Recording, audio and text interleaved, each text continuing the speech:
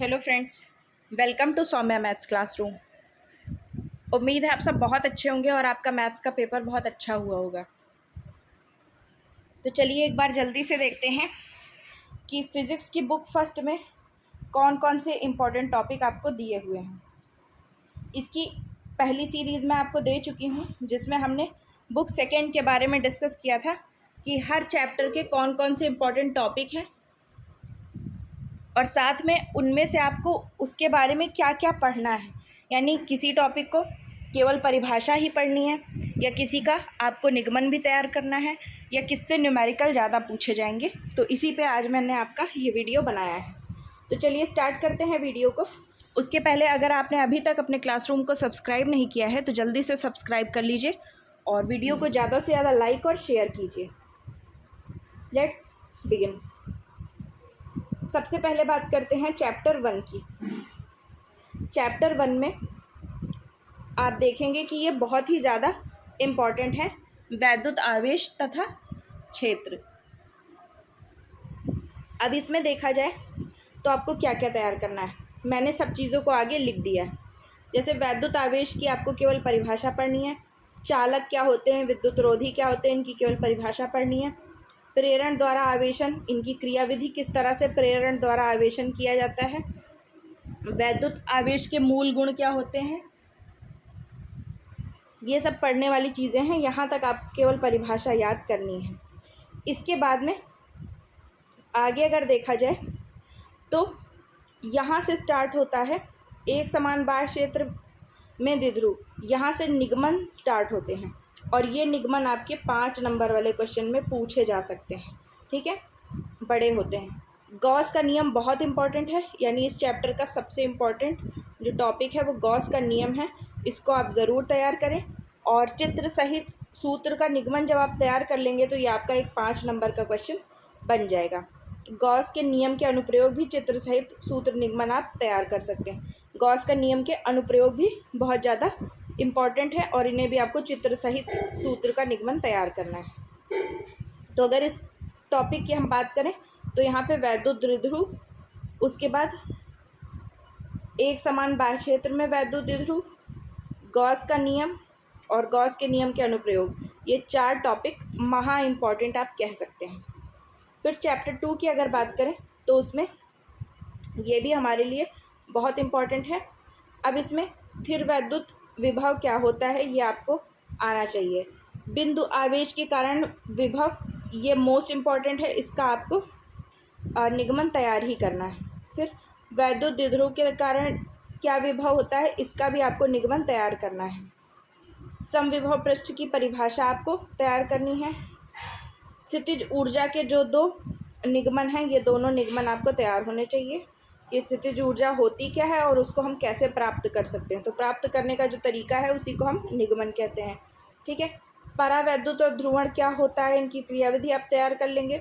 संधारित्र और धारिता क्या होते हैं और इनकी कैसे क्रियाविधि होती है, कैसे काम करती है संधारित्र, वो आप तैयार कर सकते हैं। अब ये 2 चीज़ें हैं बहुत इम्पॉर्टेंट जो 5 नंबर में आपसे पूछी जा सकती हैं।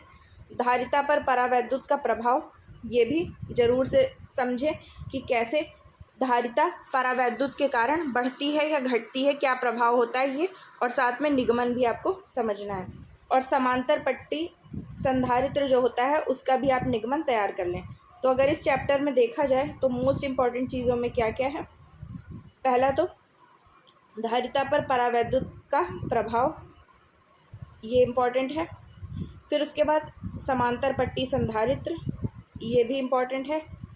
उसके बाद वैद्युत द्विध्रुव के कारण विभव और आवेशों के निकाय के कारण विभव, ये इम्पॉर्टेंट हैं। और स्थितिज ऊर्जा वाले जो 2 निगमन हैं वो भी इम्पॉर्टेंट हैं। ठीक है, अब आगे इसमें और देखा जाए तो संधारित्रों का संयोजन, जिस तरह से आपने हाई स्कूल में पढ़ा होगा प्रतिरोधों का संयोजन, उसी तरीके संधारित्रों का संयोजन किया जाता है और संयोजन होता उसी तरह से, इनके सूत्र प्रतिरोध की तुलना में उल्टे आते हैं। ठीक है, जैसे वहाँ पे क्या होता था, श्रेणी क्रम में R बराबर R1 प्लस R2 होता था। यहाँ पे क्या होता है, श्रेणी क्रम में 1/R इज इक्वल टू वो भी R की जगह C होता है, 1/c equal to 1/c1 plus 1/c2 होता है। तो उस तरीके से आपको इन्हें तैयार करना है। संधारित्र में संचित ऊर्जा का सूत्र निगमन बहुत ज़्यादा ज़रूरी है, और सबसे ज़्यादा ज़रूरी चीज़ है वान डे ग्राफ जनित्र, मोस्ट इम्पॉर्टेंट है। इसकी चित्र सहित व्याख्या आपको आनी चाहिए, और चित्र सहित आप ये तैयार करेंगे कि इसकी क्रियाविधि क्या है, ठीक है। और वान डे ग्राफ जनित्र का चित्र बहुत अच्छे से समझ लीजिएगा, ये काफ़ी इम्पॉर्टेंट है। फिर चैप्टर 3 की बात की जाए, विद्युत धारा, तो इसमें क्या क्या चीज़ें इंपॉर्टेंट हैं इन्हें देखते हैं। सबसे पहले विद्युत धारा की परिभाषा, चालक में विद्युत धारा क्या होती है, ओम का नियम मोस्ट इम्पॉर्टेंट है, और इसके लिए मैंने एक वीडियो बनाया है इसमें आपको पूरी तरीके से ओम का नियम पढ़ाया गया है, ठीक है। फिर ओम के नियम की सीमाएं, ये चीज़ आपको अच्छे से तैयार करनी है कि ओम के नियम की सीमाएं क्या हैं। फिर इसके बाद में सेल विद्युत वाहक बल और आंतरिक प्रतिरोध क्या होता है, ये आपको अच्छे से समझना है। विद्युत वाहक बल क्या होता है, ऐसा बल जिसके कारण प्रेरित विद्युत धारा उत्पन्न हो जाती है, तो उसी को हम विद्युत वाहक बल कहते हैं। और ये कैसे उत्पन्न होता है, जब हमारी कुंडली किसी इलेक्ट्रिक क्षेत्र यानी कि जो वैद्युत क्षेत्र है या जो हमारा चुंबकीय क्षेत्र है उसमें लगातार गति करती है, तो उससे क्या होता है, उससे बद्ध चुंबकीय फ्लक्स में परिवर्तन होता है, और उसके कारण ही EMF यानी इलेक्ट्रोमोटिव फोर्स उत्पन्न हो जाता है। फिर किरचॉफ का जो नियम है, जैसे आपको यहाँ पे किरचॉफ का नियम कहा गया है, ये भी बहुत इंपॉर्टेंट है। किरचॉफ का नियम बहुत ज़्यादा इंपॉर्टेंट है। श्रेणी और पार्श्व क्रम में सेल कैसे जोड़े जाते हैं, ये भी बहुत ज़रूरी है। यानी जैसे आपने पहले क्या पढ़ा था, प्रतिरोधों का श्रेणी क्रम संयोजन, फिर आपने धारिता का, संधारित्र का श्रेणी और समांतर क्रम या पार्श्व क्रम संयोजन पढ़ा, और उसी तरीके अब आपको सेलों का संयोजन पढ़ना है। मीटर सेतु भी इम्पॉर्टेंट है और पोटेंशियोमीटर भी इम्पॉर्टेंट है, लेकिन व्हीटस्टोन सेतु जो है वो मोस्ट इम्पॉर्टेंट है। अब इसमें मोस्ट इम्पॉर्टेंट मैंने क्या बताया आपको, व्हीटस्टोन सेतु, किरचॉफ का नियम, उसके बाद में प्रतिरोधों का संयोजन श्रेणी और पार्श्व क्रम में, ये जो है ये मैंने अभी अभी क्लास 10th के लिए वीडियो डाला था आपके, और इसमें कोई भी डिफरेंस नहीं है। आपने वैसे भी 10th क्लास में पढ़ा होगा, अगर आपने अच्छे से ना पढ़ा हो तो अभी अभी मैंने आपको एक वीडियो दिया था जिसमें मैंने आपको ये चीज़ पढ़ाई थी कि श्रेणी क्रम और पार्श्व क्रम संयोजन किस तरह से किया जाता है, ठीक है। और ओम के नियम की सीमाएं और ओम का नियम, इसे अच्छे से पढ़ लीजिए चैप्टर 3 में। इसके बाद में आगे बढ़ते हैं चैप्टर नंबर 4 की तरफ। तो चैप्टर नंबर 4 में हमें क्या पढ़ना है, इस पर ध्यान देते हैं। इसमें चुंबकीय बल क्या है, परिभाषा, चुंबकीय क्षेत्र की गति, परिभाषा, संयुक्त विद्युत और चुंबकीय क्षेत्रों में गति कैसे होती है, ये समझना है आपको। फिर बायो-सेवर्ट का नियम, ये चीज़ मोस्ट इम्पॉर्टेंट है। नियम भी आपको याद करना है और निगमन भी आपको तैयार करना है। विद्युत धारावाही वृत्ताकार पाश के अक्ष पर चुंबकीय क्षेत्र क्या होता है, ये मोस्ट इम्पॉर्टेंट है। अक्ष पर चुंबकीय क्षेत्र निकालना, इसका निगमन बहुत ज़्यादा पूछा जाता है, तो ये आपको आना ही चाहिए। एम्पियर का परिपथीय नियम भी इम्पॉर्टेंट है। प्रणालिका तथा टॉरॉइड भी बहुत ज़्यादा इम्पॉर्टेंट है। इसकी परिभाषा क्या होती है, प्रणालिका और टॉरॉइड में क्या अंतर है, और इसकी क्रियाविधि क्या होती है, ये भी आपको आना चाहिए। दो समांतर विद्युत धाराओं के बीच एम्पियर बल क्या होता है, ये आपको परिभाषा समझनी है और मात्रक जान लेना है। द्विध्रुव, चुंबकीय द्विध्रुव बहुत ज़्यादा है, और चल कुंडली गैल्वेनोमीटर भी चित्र सहित आपको इसकी व्याख्या आनी चाहिए, ठीक है। अब इसमें मोस्ट इम्पॉर्टेंट की अगर बात की जाए तो क्या क्या होगा, पहला तो चुंबकीय बल की परिभाषा आनी चाहिए, चुंबकीय क्षेत्र में गति कैसे होती है, बायो-सेवर्ट का नियम बहुत इम्पॉर्टेंट है, अक्ष पर चुंबकीय क्षेत्र निकालना इम्पॉर्टेंट है, प्रणालिका तथा टॉरॉइड बहुत ज़्यादा इम्पॉर्टेंट है, और उसके बाद में बल आघूर्ण और चुंबकीय द्विध्रुव भी इम्पॉर्टेंट है, और चल कुंडली गैल्वेनोमीटर तो आपको आना ही चाहिए। फिर हम चलते हैं चैप्टर 5 की तरफ। तो इसमें क्या क्या इम्पॉर्टेंट है ये समझते हैं। चुंबकत्व एवं द्रव्य, इसमें क्षण चुंबक क्या होता है उसकी तो परिभाषा आपको पता होगी। फिर चुंबकत्व और गॉस का नियम, ये महत्वपूर्ण है, ठीक है। अब जैसे आपने गॉस का नियम पढ़ा था पर उधर विद्युत वाले चैप्टर में पढ़ा था, यहाँ आप क्या समझेंगे कि चुंबक वाले चैप्टर में आप किस तरह से गॉस के नियम को अप्लाई कर सकते हैं। भूचुंबकत्व यानी पृथ्वी किस तरह से चुंबक का काम करती है, ये आपको पढ़कर जाना है, इससे पूछा जाता है।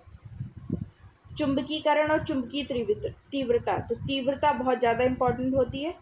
परिभाषा क्या है चुंबकीय तीव्रता की, और क्या कैसे ये उत्पन्न होती है, क्या काम करती है, ये आपको आना चाहिए। पदार्थों के चुंबकीय गुण, ये भी आपको पढ़ के जाना है। पूछा जा सकता है कि कौन सा पदार्थ लौह चुंबकीय, कौन सा अनुचुंबकीय, कौन सा प्रतिचुंबकीय है। ये सब चीज़ें आपसे 1 नंबर वाले क्वेश्चन में भी पूछी जा सकती हैं। जैसे दे दिया निम्नलिखित में कौन से प्रतिचुंबकीय हैं, और इस तरह से आपको 4 ऑप्शन दे दिए, उसमें से आपको चुनना है। फिर स्थायी चुंबक और विद्युत चुंबक क्या होता है, परिभाषा और अंतर आप पढ़ लीजिएगा। कुल मिला के ये चैप्टर इम्पॉर्टेंट तो है लेकिन बहुत ज़्यादा नहीं है। यानी इम्पॉर्टेंट तो है लेकिन क्या है, ईजी है। हम ये नहीं कह सकते कि इम्पॉर्टेंट नहीं है, हाँ ये कह सकते कि ये ईजी है। इससे आप नंबर बना सकते हैं इसे अच्छे से तैयार करके।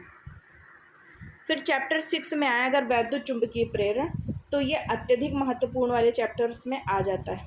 अब इसमें देखिए फैराडे हेनरी के प्रयोग, मतलब स्टार्टिंग ही बहुत ही बड़ी और बहुत इम्पॉर्टेंट चीज़ से हुई है। मैंने लिखा है कि ज़्यादा महत्वपूर्ण नहीं है, लेकिन फिर भी आपको फैराडे के प्रयोग याद होने चाहिए, क्योंकि पूछा जा सकता है कि फैराडे के नियम क्या हैं। फिर चुंबकीय फ्लक्स आपने क्लास 10th से ही पढ़ा होगा और आगे तक भी काम आता रहेगा। फैराडे की प्रेरण के नियम को आप उसकी व्याख्या पूछी जा सकती है। लेंज का नियम बहुत ज़्यादा इम्पॉर्टेंट है। लेंज का नियम और ऊर्जा संरक्षण क्या है, ये बहुत ज़्यादा इम्पॉर्टेंट है। फिर गतिक विद्युत वाहक बल, इसकी परिभाषा आनी चाहिए। ऊर्जा दृष्टि, एक परिणामात्मक अध्ययन आपको आना चाहिए। फिर भंवर धाराएं भी बहुत इम्पॉर्टेंट होती हैं, और भंवर धाराओं से कि ऊपर पूरा एक ये इतना लंबा एक टॉपिक पूछ सकते हैं और इससे पूरा 5 नंबर का क्वेश्चन बनाया जा सकता है। यानी ये पूछ सकते हैं कि भंवर धाराएं क्या हैं, इससे हमें क्या हानि होती है, या इससे किस प्रकार बिजली की हानि होती है, इससे किस तरह से हम सुरक्षा कर सकते हैं, उपाय कैसे करते हैं, और फिर इनका उपयोग किन किन चीज़ों में किया जाता है। ठीक है, तो भंवर धाराएं बहुत इंपॉर्टेंट है।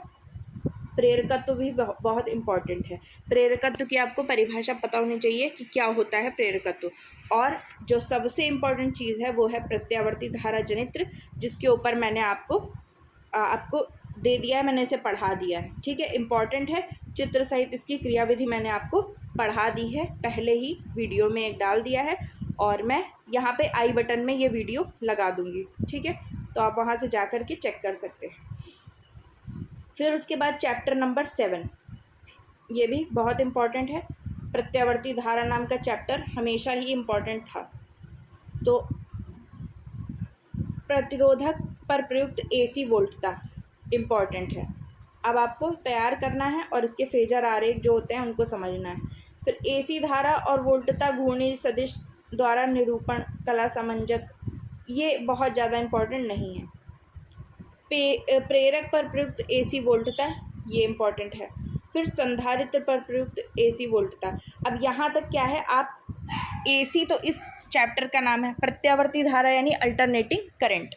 अब उसके बाद में आप जानते हैं कि आपके पास 3 चीज़ें हो गई हैं। एक हो गया है प्रतिरोध, दूसरा क्या हो गया आपके पास प्रेरकत्व।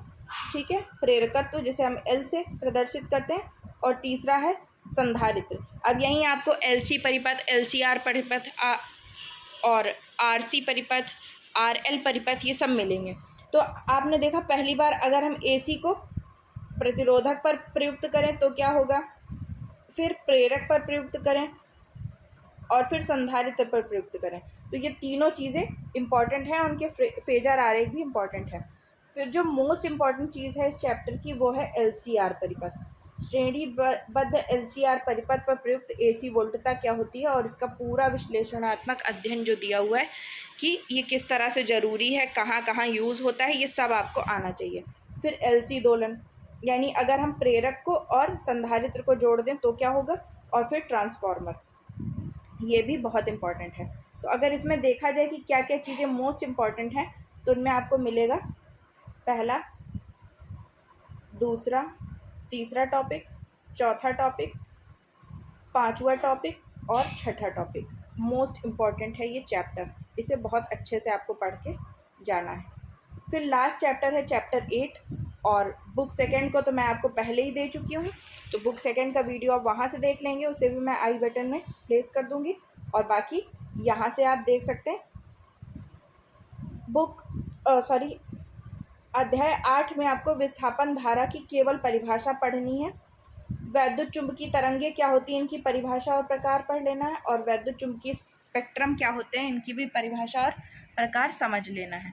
कुल मिला के अध्याय 5 और अध्याय 8 ये इनमें आपको ज़्यादातर परिभाषाओं पर ध्यान देना है और इससे आप अच्छे से नंबर बना सकते हैं।